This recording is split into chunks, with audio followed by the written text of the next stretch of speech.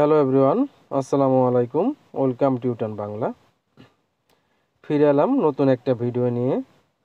আজকের ভিডিওতে দেখাবো গাড়ির headlight, parking light, indicator light কিভাবে জ্বালাবেন, কোন সুইচের মাধ্যমে জ্বালাবেন তা বিস্তারিত এই ভিডিওর মাধ্যমে দেখানোর চেষ্টা করব। তো আর কথা না বাড়িয়ে চলুন শুরু করি।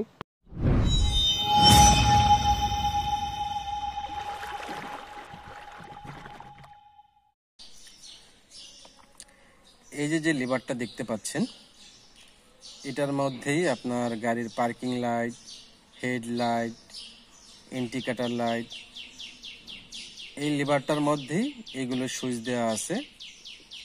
তো প্রথমে আপনাদের আমি কিভাবে পার্কিং লাইট, হেডলাইট জ্বালাবেন দেখিয়ে দিব।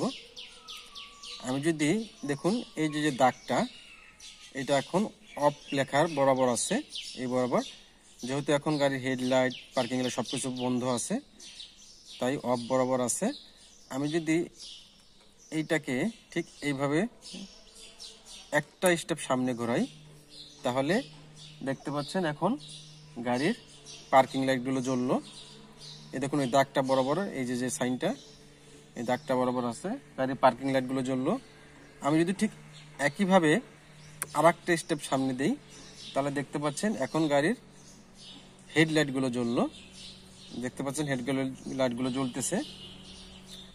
ঠিক আমি যদি আবার এটাকে বন্ধ করবেন কিভাবে, হেডলাইট বন্ধ, পার্কিং লাইট কিভাবে বন্ধ করবেন, আমি যদি ঠিক একইভাবে এটাকে পিছনে ঘোরাই, দেখুন হেডলাইট বন্ধ হলো, এখন শুধু পার্কিং লাইটগুলো জ্বলতেছে। যেহেতু এই দাগটা পার্কিং লাইট বরাবর আছে, তাই পার্কিং লাইট জ্বলতেছে। আমি যদি ঠিক একইভাবে আর এক ঘাট পিছনে দেই, তাহলে এখন সবকিছু অফ হলো। দেখতে পাচ্ছেন যে গাড়ির হেডলাইট, পার্কিং লাইট সবকিছু বন্ধ। তো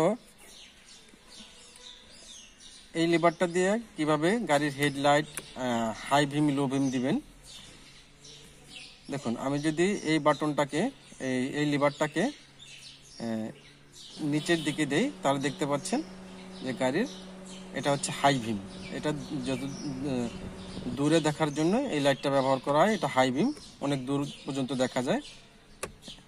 আমি যদি এটাকে নিচের দিকে এভাবে চাপ দিই, তাহলে এটা হাই বিম হলো। ঠিক আমি যদি এটাকে আবার উপর দিকে দিয়ে দিই, হাই বিম বন্ধ। আবার ঠিক একইভাবে আপনারা ম্যানুয়ালভাবে এটাকে অল্প কিছু সময়ের জন্য জ্বালাতে পারবেন। ঠিক এইভাবে দেখুন, খেয়াল করুন, দেখতে পাচ্ছেন। ঠিক এইভাবে, এই যে এভাবে আপনারা সিগন্যাল দিতে পারেন এই হাই বিম দিয়ে। এই যে এবার দেখাবো গাড়ি ডাইনে বেয়ে যাওয়ার সময় যে ইন্ডিকেটর লাইট ব্যবহার করতে হয়, সেটা কিভাবে করবেন। এই যে দেখতে পাচ্ছেন যে ইন্ডিকেটর যে সাইন দেয়া, এই যে দেখতে পাচ্ছেন দেওয়া আছে। তো আমি যদি এটাকে নিচের দিকে এভাবে টানি, খেয়াল করুন, আমি যদি ঠিক এভাবে নিচের দিকে টানি, দেখতে পাচ্ছেন যে ডাইন সাইডের যে ইন্ডিকেটর লাইটগুলো সেটা জ্বলতেছে।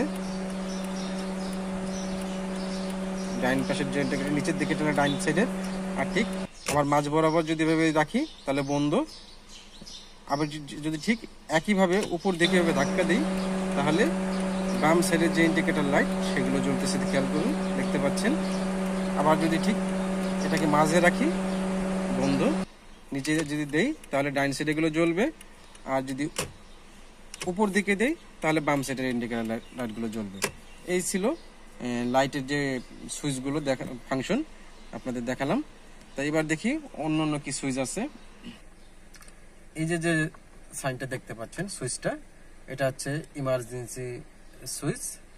তো ইমার্জেন্সি লাইটগুলো কখন ব্যবহার করবেন, যখন আপনার গাড়িটা কখনো যদি রাস্তার সাইডে পার্কিং করা থাকে, গাড়িটা ডিস্টার্ব দিচ্ছে, কিংবা আপনার গাড়ির চাকা পাঞ্চার হয়েছে, ওই সময় গাড়ির সাইড করে চাকা চেঞ্জ করার সময় এই লাইটটি দিয়ে রাখবেন।